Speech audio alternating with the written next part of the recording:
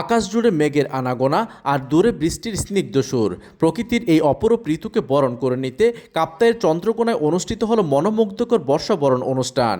কাপ্তাইয়ের সাংস্কৃতিক সংগঠন স্বরবৃত্ত এর আয়োজনে চন্দ্রকোনা ত্রিদা নৃত্যের একাডেমিতে বসেছিল গান, নৃত্য আর আবৃত্তির এই নান্দনিক আসর। দিনা, সৃষ্টি, ইন্দিরা, পুষ্পিতাদের দলীয় নৃত্য, তামান্না ইসলামের আবৃত্তি আর সম্পূর্ণ সাহার সুমধুর কণ্ঠে গান, সব মিলিয়ে 1 ঘন্টার এই আয়োজনে বর্ষার রূপরস জীবন্ত হয়ে ওঠে।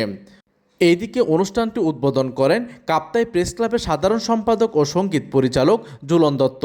এই সময় তিনি গণমাধ্যমকে জানান, প্রকৃতি ও সংস্কৃতির সঙ্গে বর্ষা গভীরভাবে মিশে আছে।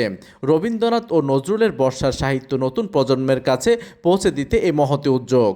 এইদিকে স্বরবৃত্তের পরিচালক তামান্না ইসলামের সঞ্চালনা ও নির্দেশনায় এ আয়োজনে পরিবেশিত হয় দলীয় আবৃত্তি, বর্ষার গান, পাশাপাশি সৃজিতা ও শালমীর দ্বৈত নৃত্য এবং অনির্বাণ দত্তের তবলার ছন্দ দর্শকদের মুগ্ধ করে।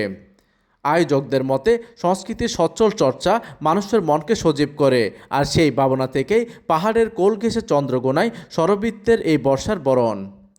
প্রতিনিধির তথ্য ও পাঠানো চিত্রে ডেস্ক নিউজ, দিগন্তের বার্তা 24, কাপ্তাই।